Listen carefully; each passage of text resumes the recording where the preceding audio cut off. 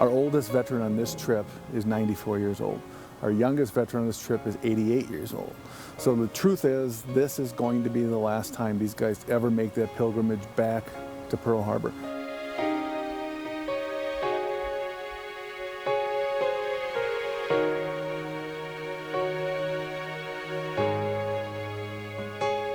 This trip is amazing because we're talking to guys that were there on December 7th, 1941, that saw this come in. This is the stuff you read about in history books, and to be able to look them in the eyes and see that process through their eyes makes reading in the history book seem very inadequate. Our motto is, it's never too late to say thank you.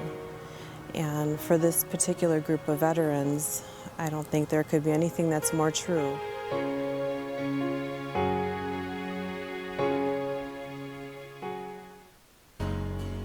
The Old Glory Honor Flight is taking flight, returning to Pearl Harbor after 70 years. What an opportunity for these 19 heroes to go back and relive such a powerful moment in their lives. It is finally, after a year or so, coming to fruition. We're gonna start loading, guys. And about 10 years ago, I had a chance to visit one of the gentlemen, Furman Balza from Green Bay, who knows that like it never, like it happened yesterday. It was incredible. This trip will take about 6 days. They're leaving on a bus from Appleton. They're going down to Chicago. Then they'll board that flight to Chicago all the way to Honolulu. It is really, for many of them, a historic moment in their lives, a historic moment for us to see as well. And one they'll never forget.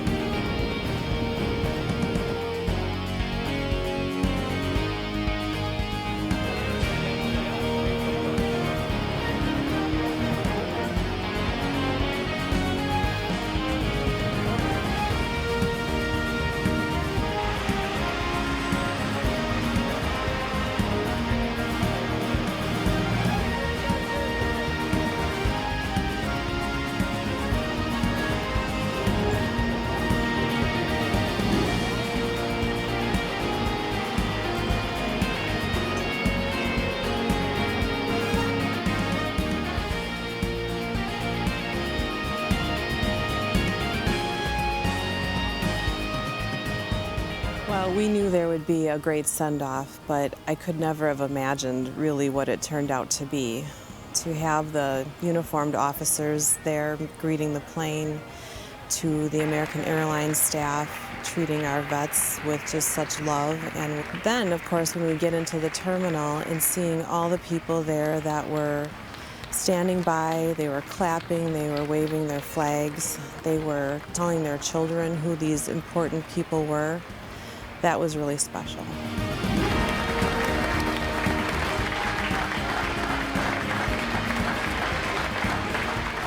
To have that procession of this group of veterans down that terminal, and we're talking O'Hare International Airport, and watching the crowds part and salute and applaud these veterans as they went by, I know that was so important to these guys to see that we haven't forgotten, and that strangers in an airport will take time to make sure that they're saying their thanks.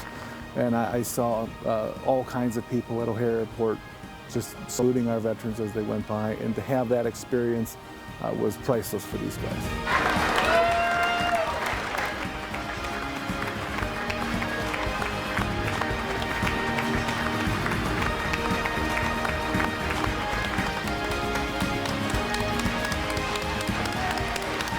We had a hell of a send-off. I mean, everything was working just the way it should, but then it didn't.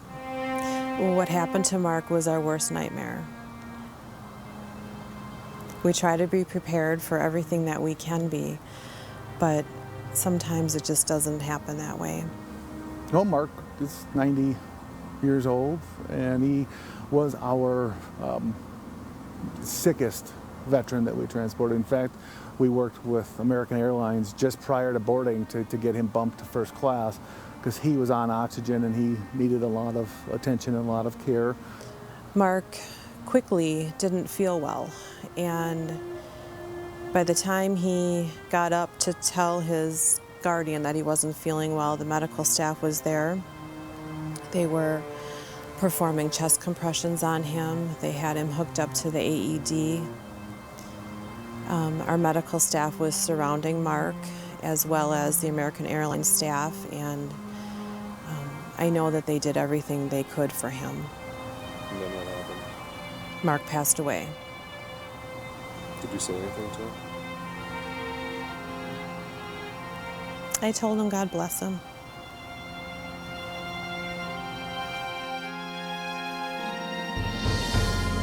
I think Mark was one of the most excited men on that airplane, and the smile on his face during the send-off was something I will never forget.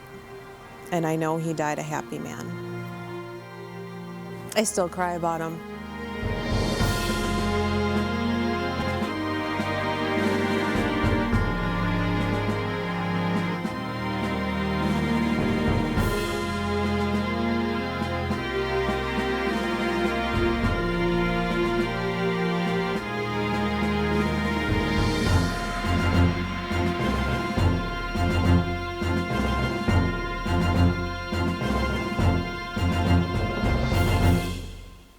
At least for one of you, it's the first time back since 1941, so it's very special. Nearly 2 million people from around the world visit Pearl Harbor each year. Only a few bring Pearl Harbor with them. No, sometimes I can't remember what you told me last week, but I can remember everything, dates and everything else, dating back to 70 years ago when I was a 17-year-old kid came here to Pearl Harbor. Just hours after arriving on their 6,000-mile journey to the Hawaiian island of Oahu. Okay, we need to make a line here so we can get through. These Wisconsin veterans make history as they arrive at the World War II Valor in the Pacific National Monument. We have never seen a group of survivors this big come back to Pearl Harbor from one state. This is a first. You know, it's one thing to read the history books, but it's a lot more appreciative to have walking history and talking history. All of their buddies, their friends left behind. You know, they're sort of the last of the Mohicans in a way. The veterans head for an area known as Contemplation Circle. Other visitors quickly realize that something rare and special is happening.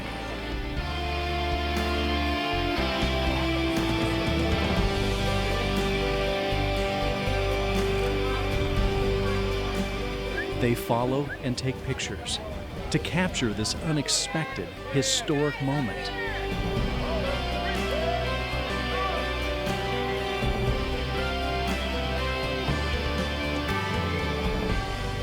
In the distance is the USS Arizona Memorial. It's impossible for these veterans to ignore. The Arizona triggers vivid memories of that fiery, horrific Sunday morning more than 70 years ago.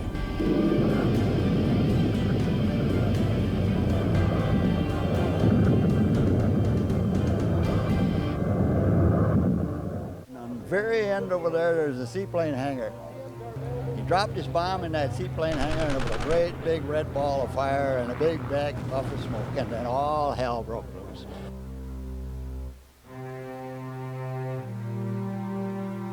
It was chaos, is what it was.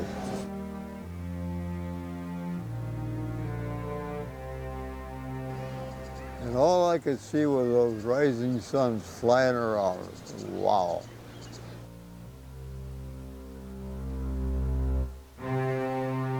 Them Japanese planes came in from here and here and here. I don't know how they didn't run into each other. There were so many.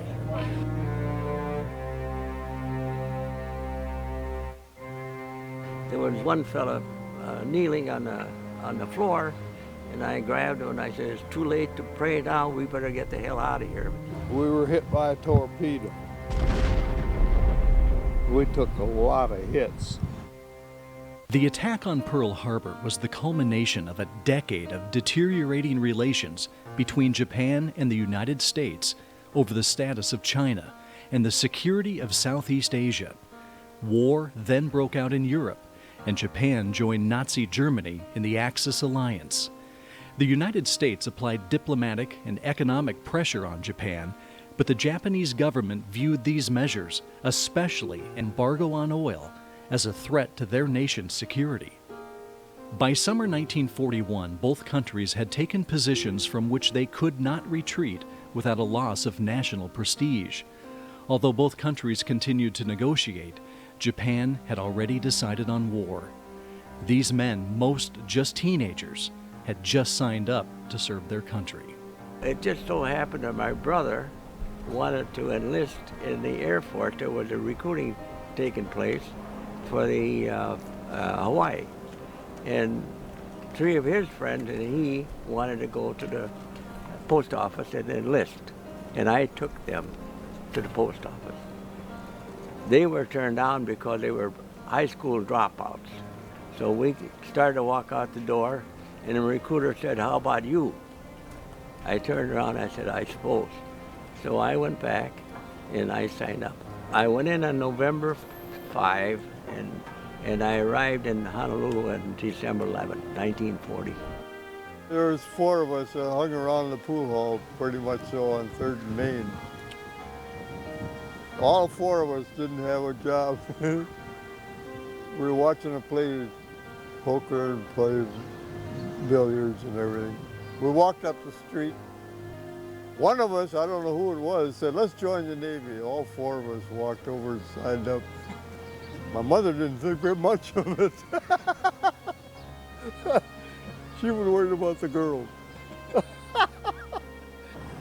Well, there was a war going on, and it appeared to me and most people that it would be very soon we'd be in it anyway, and the draft was in effect, and I just got a little jump on it.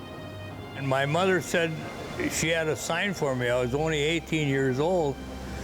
And she said, "Well, at least you're not going toward where the war is." And of course, December 7th, I was right in the middle of it.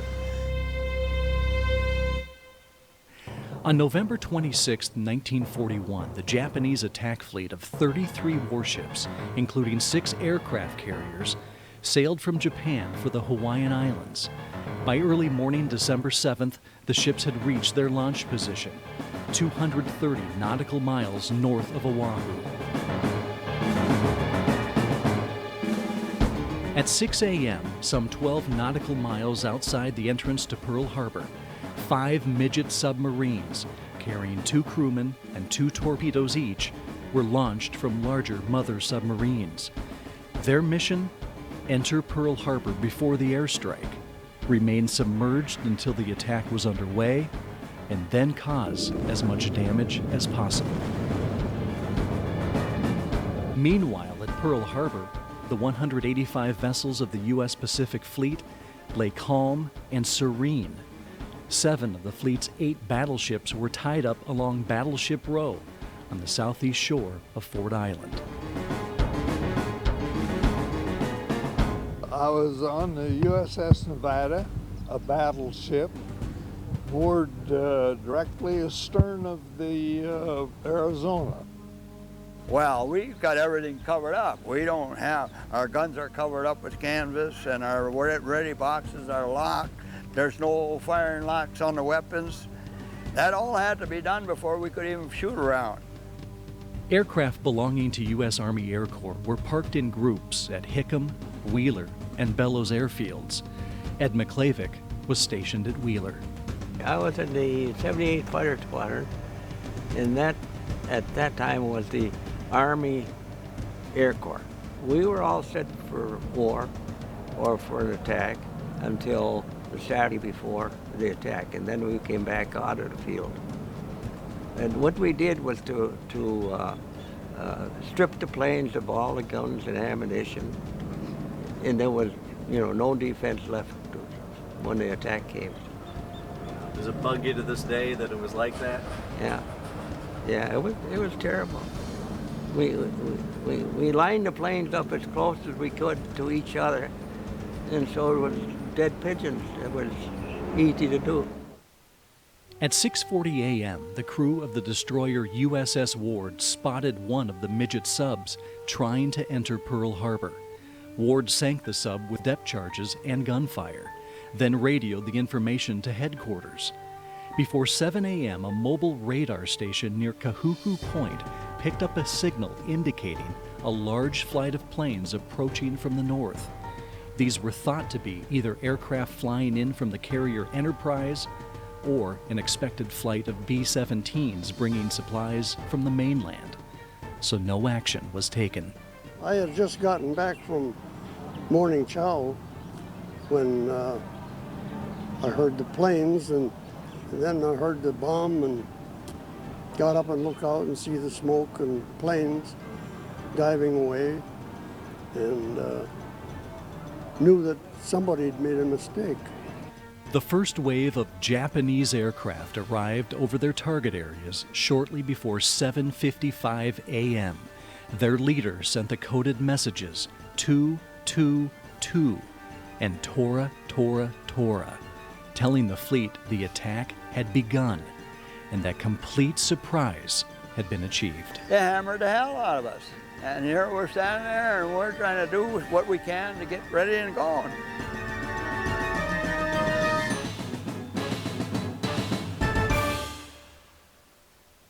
At approximately 8:06 a.m., the USS Arizona exploded when a 1,760-pound armor-piercing bomb slammed through its deck and ignited its forward ammunition magazine.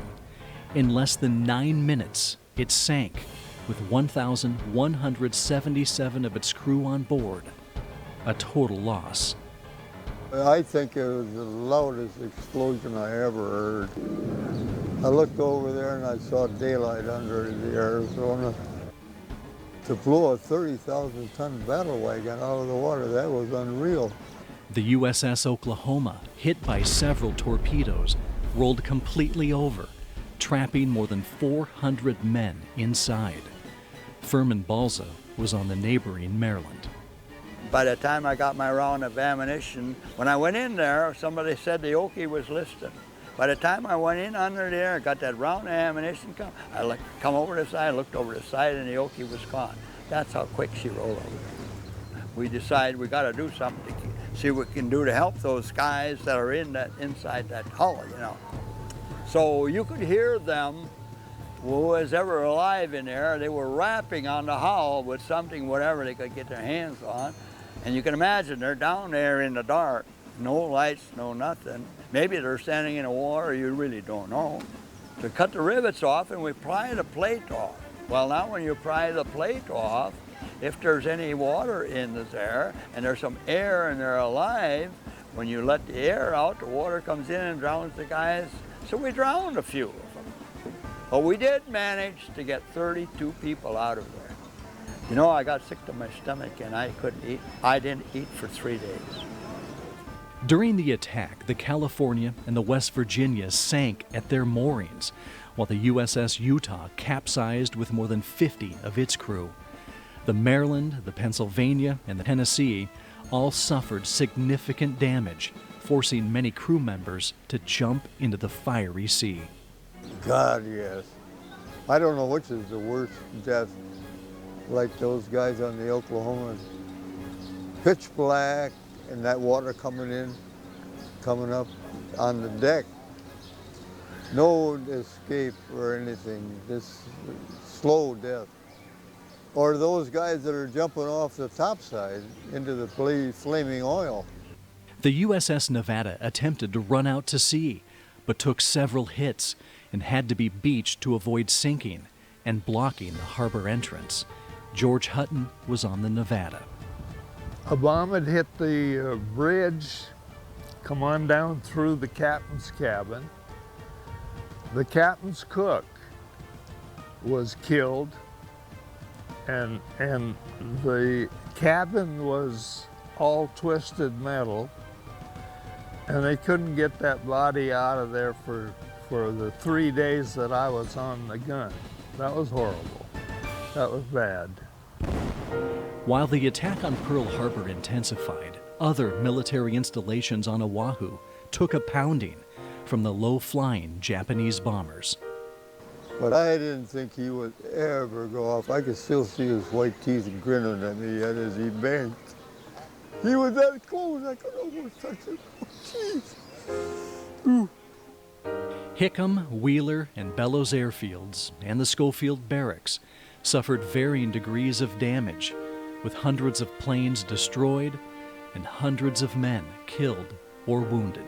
The first bomb dropped, or the first bomb that I knew, dropped behind us and hit the barracks directly behind us and killed one of our guys who went back there washing his car. It was kind of a shock. Never saw anybody killed before.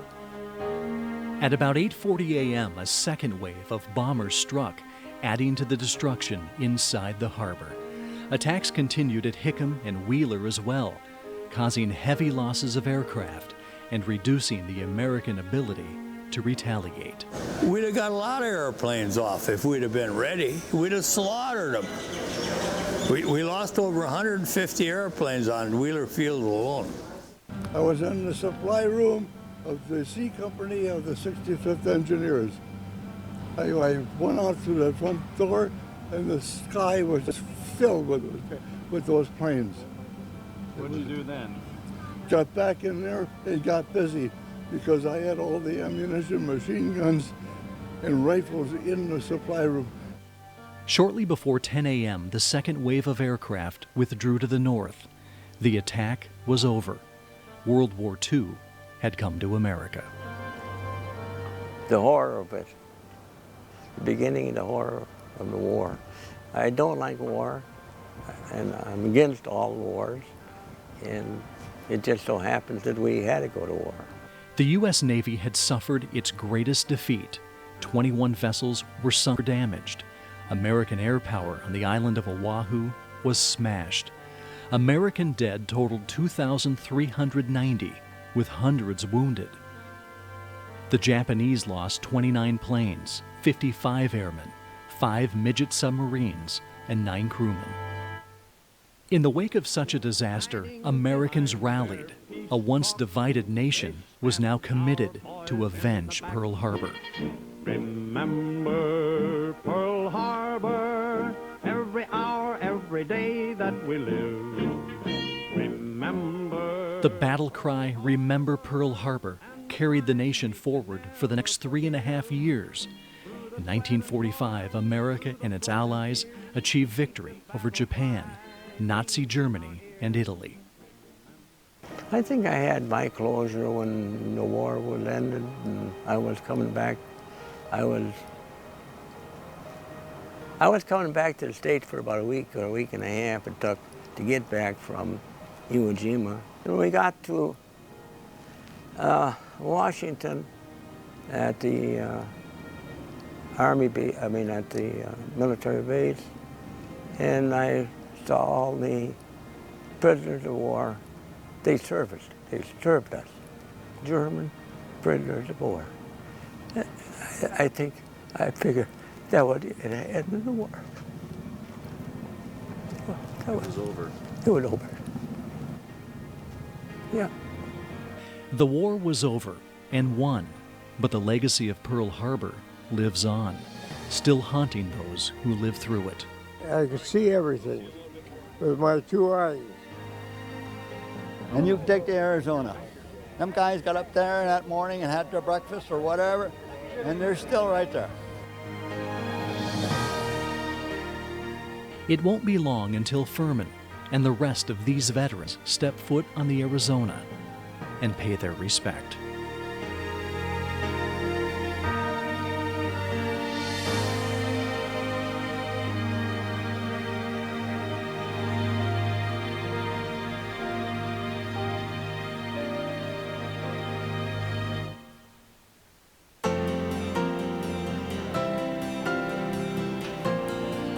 Permission to come aboard.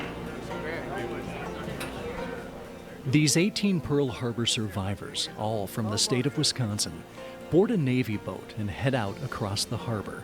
The same waters they remember covered with burning oil and fire and littered with wreckage and debris.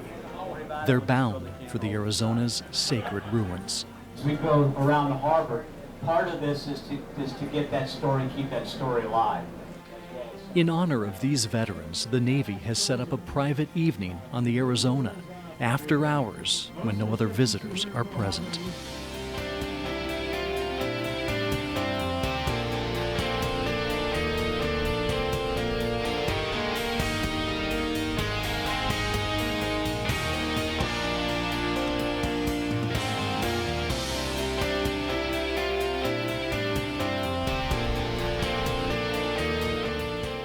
The boat docks and the veterans disembark.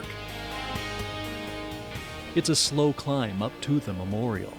The old legs are far from what they used to be. The veterans' minds, however, are clear and sharp. To the right, and I was out far enough where I could see the Arizona. When it blew out of the water, I saw daylight under it. I was over that way. You were that way. Of the 2,400 American casualties suffered during the 2-hour Japanese attack, more than 1,100 served on the Arizona. A memorial wall honors each and every one. Most are still entombed in the wreckage, from which oil still seeps to the surface.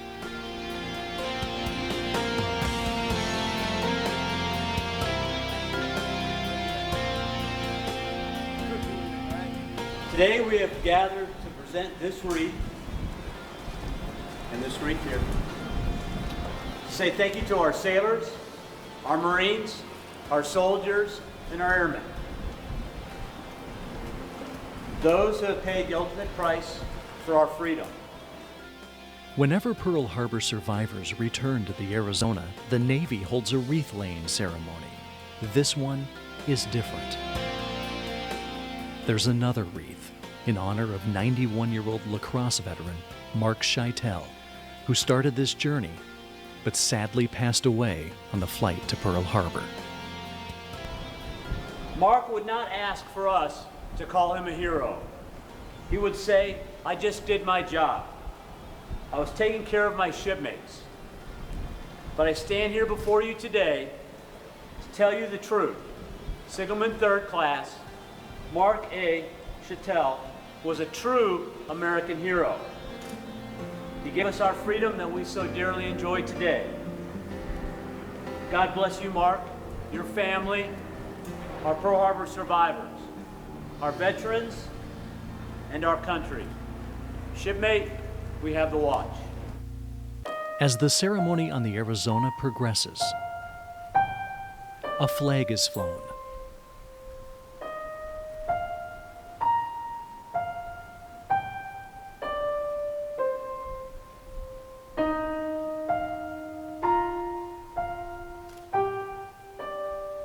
And a bell rings out 58 times, once for each Wisconsin service member killed at Pearl Harbor. Randolph Harold Barber, Walter.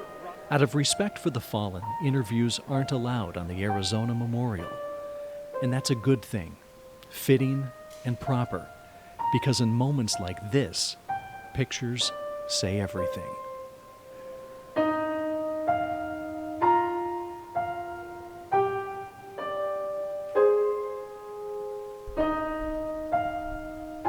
Well, that ceremony on the Arizona would have had that kind of emotion regardless of the circumstances, but obviously folding into the fact that we did lose one of our veterans, which is why we're doing what we're doing as quickly as we're doing it, because it's always a risk. The flag raising, the empty wheelchair, I mean, his presence, I felt like he was there.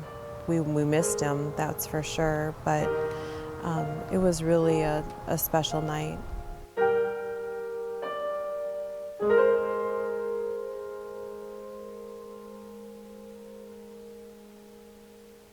The 18 Wisconsin Pearl Harbor veterans have made it through their emotional first day back in Hawaii. A chance to reminisce, reflect, and remember. Today, they'll experience one of the real highlights during their return, a private evening on board a historic World War II battleship. It's a chance for the veterans to see the exact location where their courage and sacrifice in World War II finally paid off. The battleship Missouri, 53,000-ton flagship of Admiral Halsey's Third Fleet, becomes the scene of an unforgettable ceremony marking the complete and formal surrender of Japan. In the Bay of Tokyo itself, the United States destroyer Buchanan comes alongside, bringing representatives of the Allied powers to witness the final capitulation. Some surprises are also in store. On a pier lined with the stars and stripes, these American heroes leave Ford Island, surrounded by the waters of Pearl Harbor. On this night, the mighty Mo is calling. You're looking good. Come on up, Tim. More fun. As the veterans step aboard the USS Missouri, they realize a special night is in store. All right, keep this smile. Tours are taken up and down the Missouri's wooden decks, stretching nearly 900 feet. Stories are told beneath her massive guns, fired in World War II, the Korean War, and the Gulf War.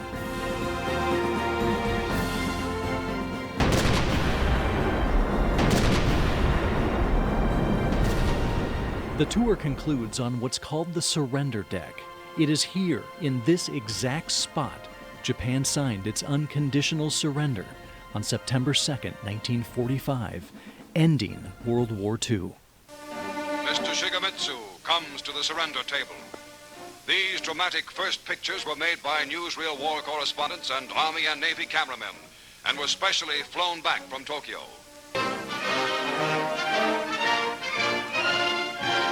For the forces of the United States itself, Admiral Chester Nimitz signs. Behind Nimitz are the Third Fleet's Admiral Halsey and Admiral Sherman, famed amphibious commander. Let us pray that peace be now restored to the world,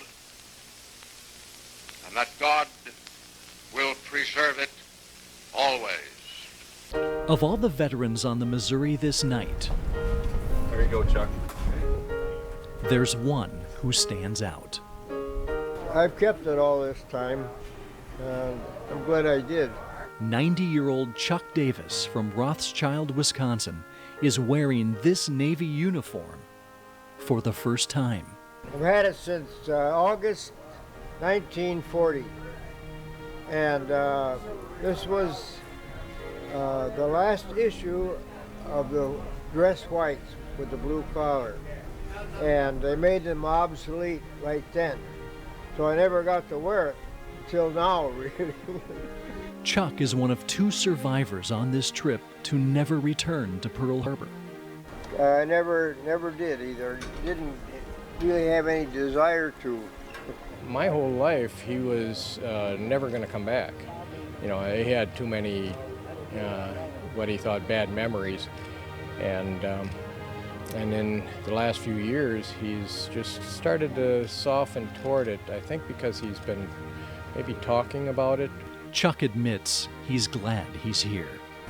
Seeing some of the older sailors, yeah, of which I am one. After dinner on the surrender deck, the one part of the itinerary kept secret from Chuck and the other Pearl Harbor survivors. It begins with a proclamation from Wisconsin's governor. Now, ever for I, Scott Walker, Governor of the State of Wisconsin, do hereby proclaim today, Saturday, June 16, 2012, as Wisconsin Pearl Harbor Veterans Remembrance Day throughout the state of Wisconsin, and I commend this observance to all of our citizens.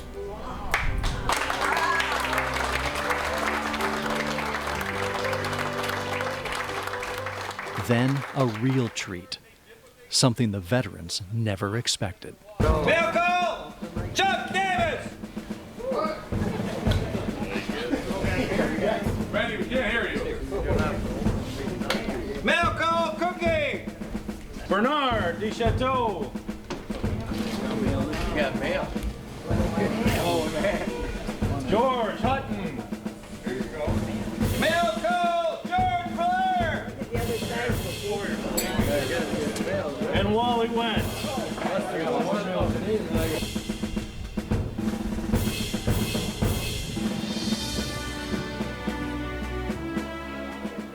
Each veteran receives a packet full of letters from family and friends back home, thanking them for their courage and sacrifice and our freedom. Dad, I want to write and wish you a most memorable and exciting trip to Hawaii with fellow veterans. We are all very proud of you and their military service. It is most important for all current and future generations to remember and reflect upon the sacrifices made in protection of our country. You are the generation which set a standard for all to live up to. My heart and soul are with you all. May your memories of fought battles be softened by the camaraderie you enjoy today. Your loving son, Jim. The vets and Honor Flight staff are moved to tears. President George Bush, President George W. Bush, and Packers President Mark Murphy have also sent letters. Dear Clyde, thank you for your service to the country and to your family. You have made us all proud that you are our father, father-in-law, grandfather, and great-grandfather. Love, Carol.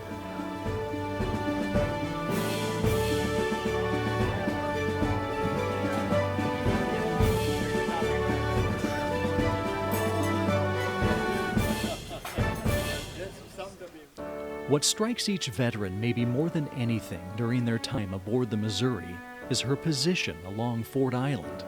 This used to be Battleship Row. Just a few hundred yards away is the Arizona Memorial. The symbol for the start of the war, the symbol for the end of the war. So close together, all these years later. The Old Glory Honor Flight, based in Wisconsin, has transported these 18 veterans, now in their late 80s and early 90s, back to Pearl Harbor. They buy us meals.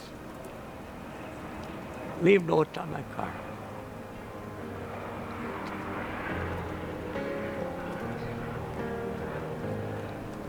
Well. Yeah. And that moves you, doesn't it? Oh, yeah. Especially notes on the car. What do they say?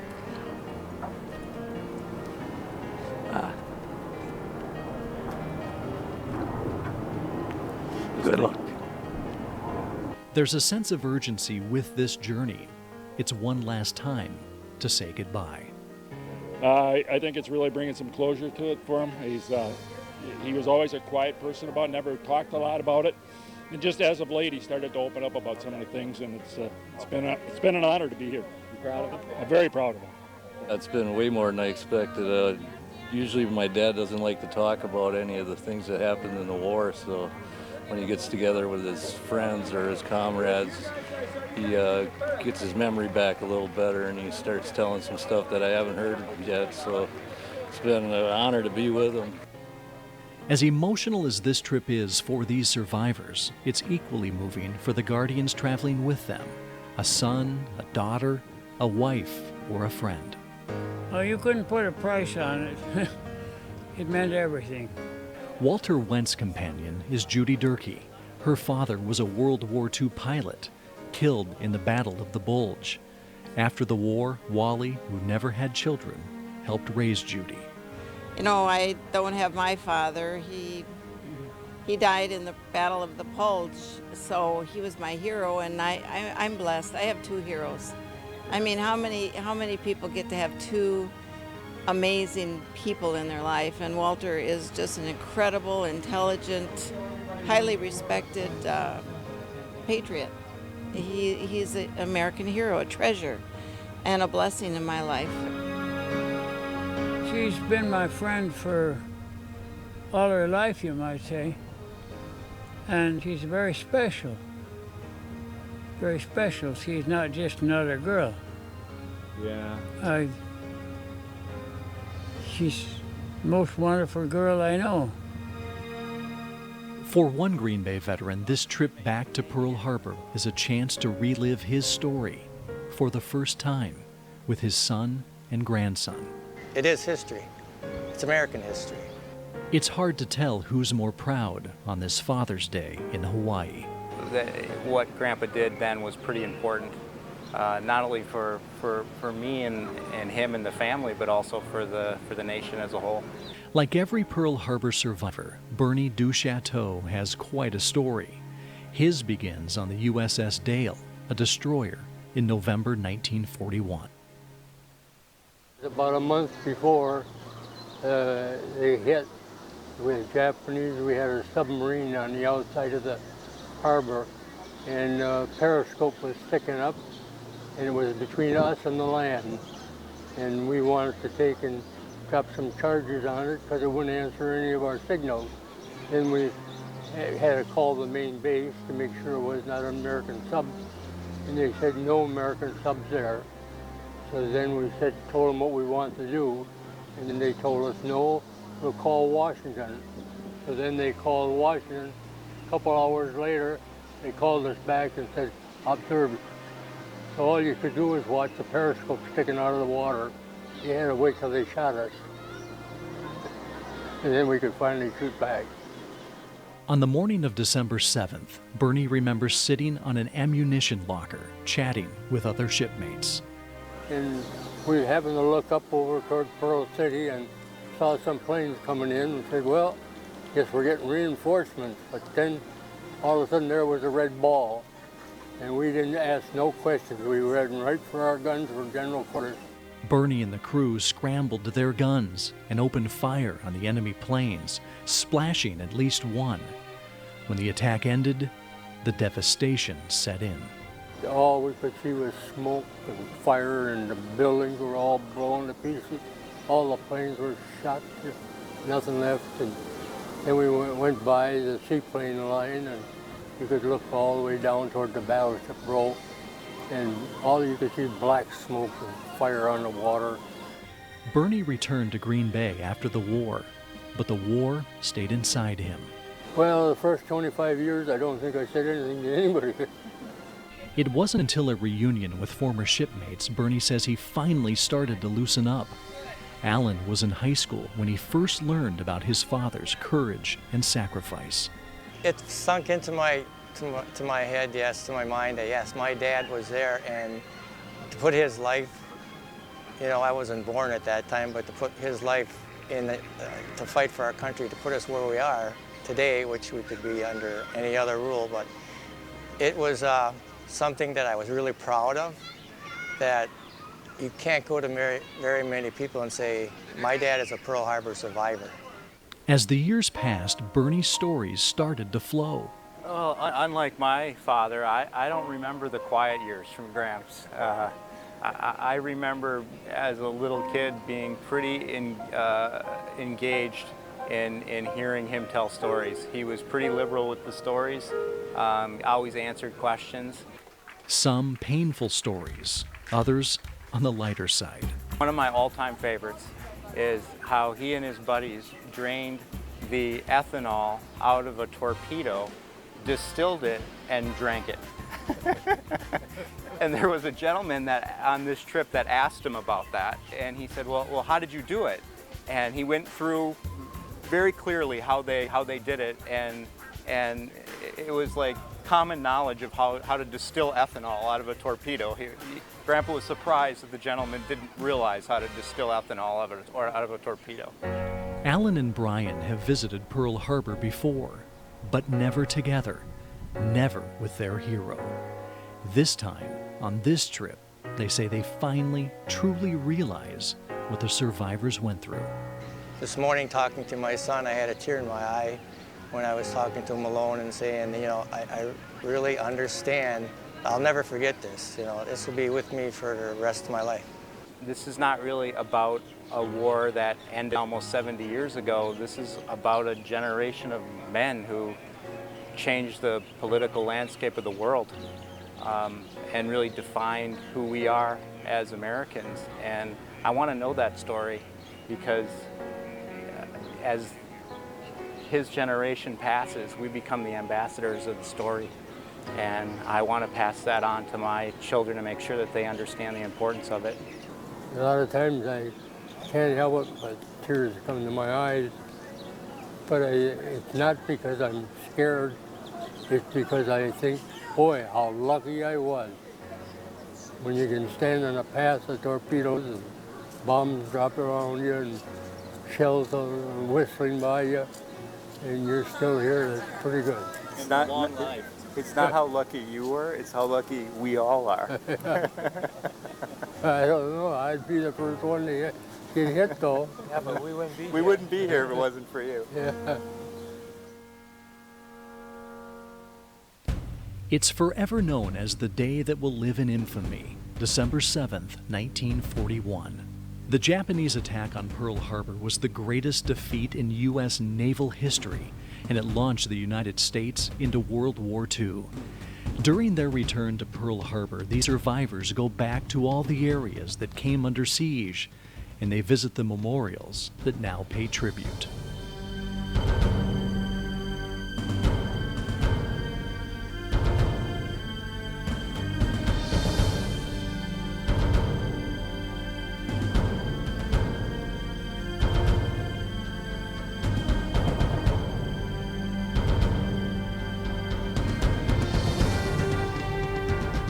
For each veteran on this trip, there's a special moment, a place that means the most in their journey back in time.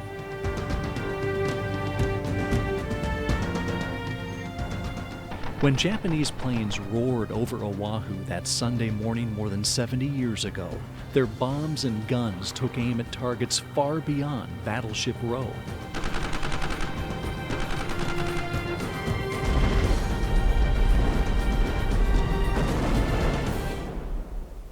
Cookie Coke was at Hickam Field that day, in these barracks, when the attack began.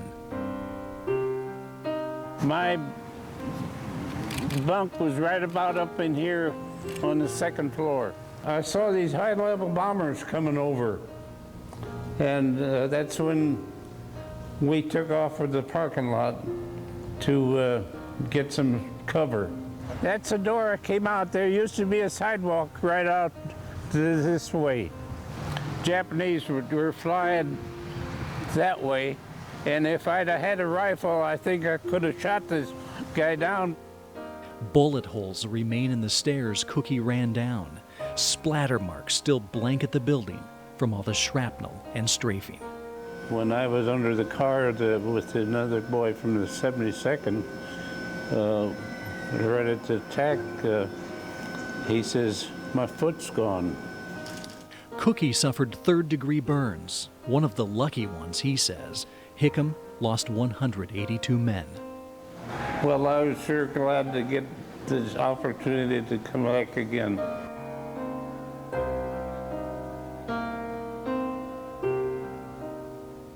Of the 18 vets returning on this trip, 5 served at the Army's Wheeler Airfield and Schofield Barracks. This is my outfit.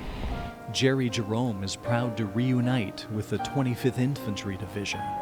Well, you know, I was here when they formed the 25th Division on October the 1st, 1941. I was here a year before the war started. It's a tremendous honor for me to shake your hands and welcome you back to Hawaii under a lot better circumstances, right? So God bless you. Before leaving, Jerry pays tribute to the Schofield Memorial.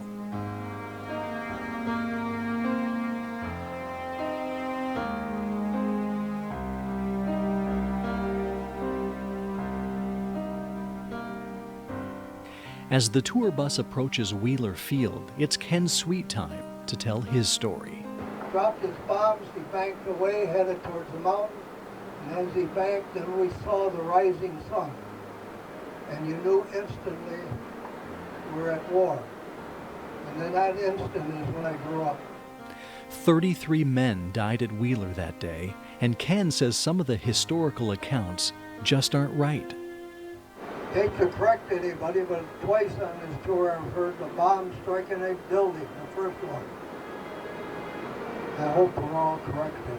Thank you. Well done, Ken.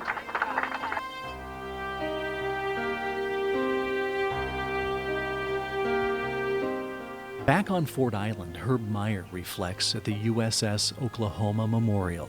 Perhaps more than any veteran here, he lost the most on December 7th. Oh yeah, I lost two of my best, actually 2 or 3 of my best friends, yeah. They're buried at the Punch Bowl. And 2 of them wanted the Congressional Medal posthumously because they stayed down and they were stationed on a 14 magazine that was supplied ammunition to the chambers, gun chambers above.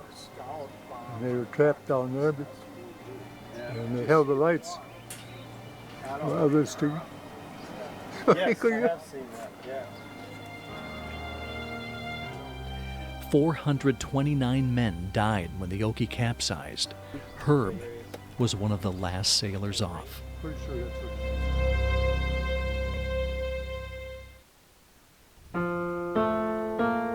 Herb's friends are among 13,000 World War II veterans buried at Punch Bowl Cemetery, a scenic site overlooking Honolulu. Clyde Stevenson is here to pay respect to his brother Glenn, a pilot killed during the war, and his best friend Earl Wallen, who died at Pearl Harbor. Furman Balza remembers a trip to the Punch Bowl 10 years ago. He says it changed his life forever, a visit that opened his soul. A thought occurred to me as I looked out over that cemetery. Most of these kids never got to be more than 20 years old, and they've been here all this time. And I said if they could say something, that's just exactly what they would say. And just like that, I don't know what it was. I can't explain it. I was possessed. When I got home, I started talking to anybody who'd stand still and listen. Anybody who would invite me to go and say what I had to say, I would go over there. And I'm not talking for myself. I'm talking for all them kids that are still right up on top of that hill right there, who never got a word to say to anybody. And you know, I've been shooting my mouth off about this, and I'll probably do it till I die. And that's why I'm doing it. Not for myself, but for those kids up there who never knew what hit them.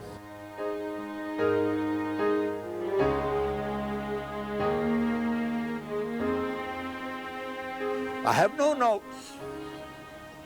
I've never written anything down, but it's all right there, and it's just like a tape, and it comes off of there. Numbers, names, dates, and everything, and how did it get there? My God, if you tell me to do something right now, maybe by next week I won't even remember it. But I can remember what happened here 70 years ago, and I know I'm going to remember that as long as I'm on the face of the earth.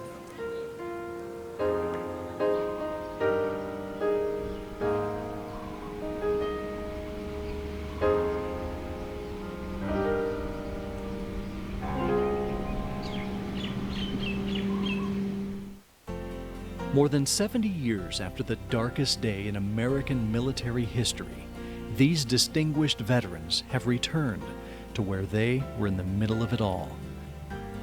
Over 5 days in Hawaii, the veterans have laughed, shared stories, and cried.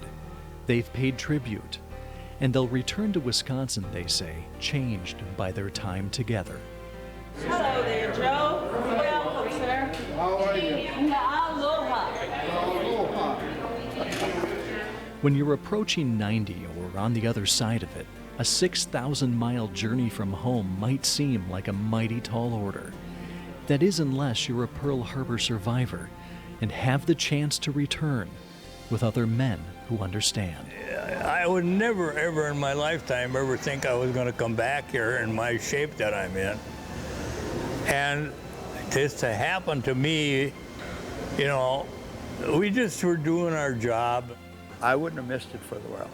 I think of all the times I've been here to Pearl Harbor and here in Hawaii, I don't think there's been a time that I felt so complete in what happened here in the last couple of days. And I'll go to my grave, and I'm sure I'll never forget. By land and by sea, the veterans went back. Back to where they served, back to where they survived. Well, at first I thought it wasn't going to affect me too much, but it has. It's tough. Well, to see all the misery that was created and changed our life so much. More than 70 years after the Japanese attack, most of these men met for the very first time. The connection, instant. The bond, forever lasting. We have a special group. You know, people that went through that terrible thing and survived it and have lived this long. My God, you know, 92 years old is a good lifetime. During their return, the veterans paid respect to the so many men they saw fall that day with their own two eyes. Shipmates, soldiers, airmen, and friends.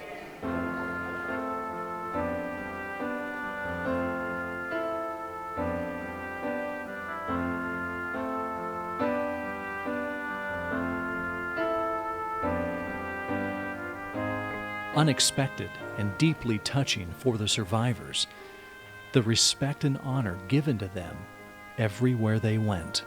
Yeah, the attention overwhelms you, really, if you're sensitive like that, at all that way. I can't get over how much respect and how much people were so concerned and so sincere about, and you can tell the sincereness of all this, that it's not a put-on act. I mean, it's coming from inside. Just, I'm very happy that I made the attempt to get here, and I just got to thank them silently because I couldn't stand up and say it. As their time in Hawaii comes to a close, the veterans realize this is it. That'd be probably my last hurrah. Life is short, and changes quickly. I just don't have the body left to go. It isn't easy saying goodbye, but they're at peace. I'm going to be sorry to leave. Hawaii is a wonderful place, yeah. But then in your lifetime, if you live 92 years, you leave a lot of good places. While these veterans will likely never return to Pearl Harbor again, Pearl Harbor will never leave them. Most gave up on the notion of closure a long time ago.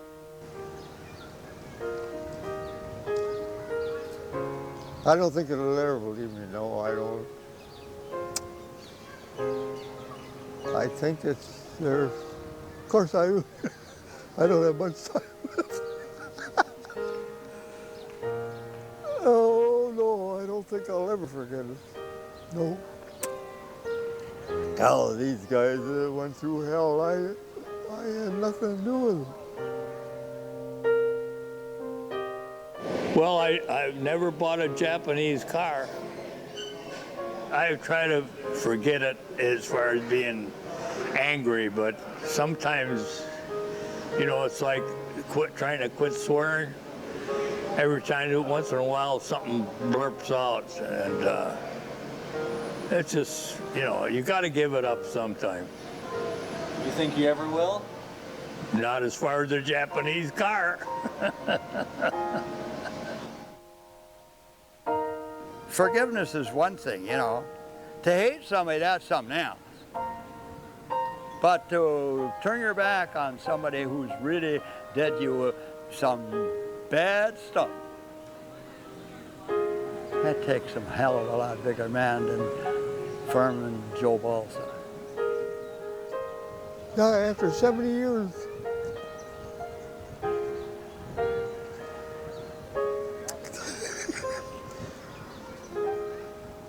don't leave me.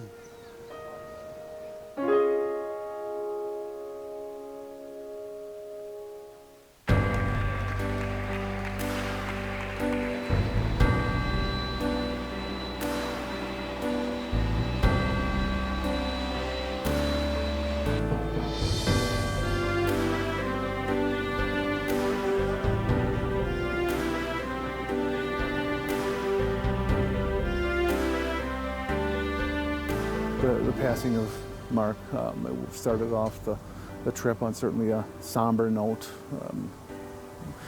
You know, like I say, we try so hard to get these guys the honor that our program is designed for, and that certainly hit.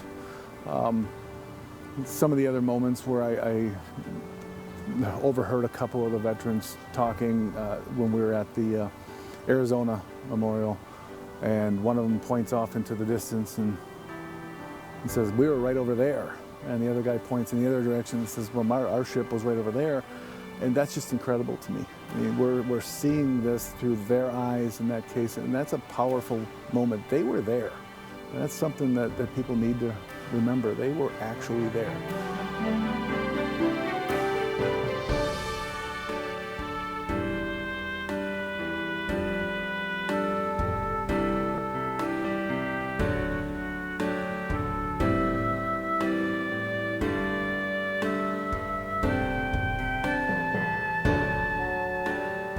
Just so jacked up that we did it. It was a big deal. Certainly every memory I have, even the low points, I mean, these are things I will keep with me forever. Kids need to know our history. Kids need to know how lucky they are, that they have choices, that they've grown up in a free country. We can't lose sight of the fact that our veterans have afforded us a way of living, that we live in the greatest country in the world, and it's not something we should ever forget.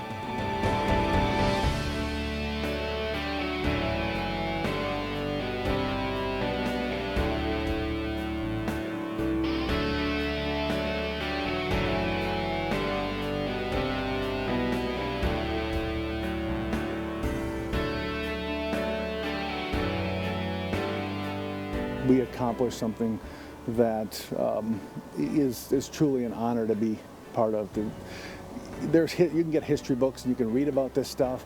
We're able to look in the eyes of these guys and shake their hands. We're talking to history, and to be able to enjoy and be part of that process was an incredible honor for me and everybody involved in this program. And relief, yeah, it's done. There's a lot of work. There's an incredible amount of work, but it was worth every bit of it.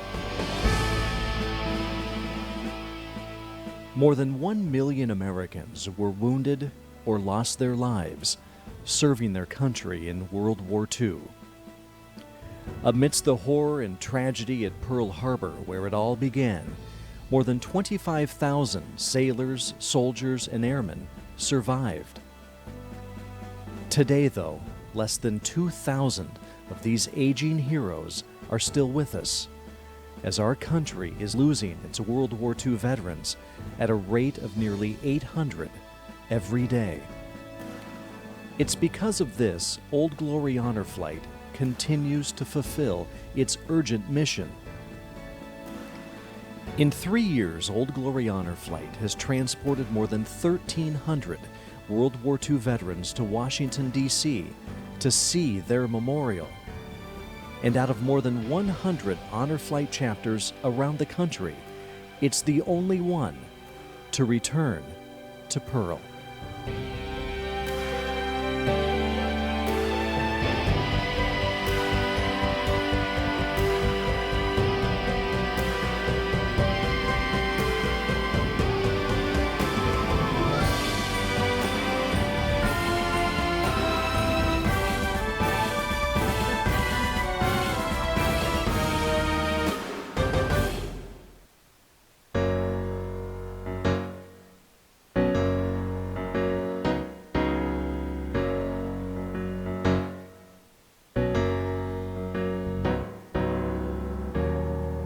In the dark before the dawn, they never saw what would go wrong. The rising suns filled the air. No time to lose or say a prayer, no.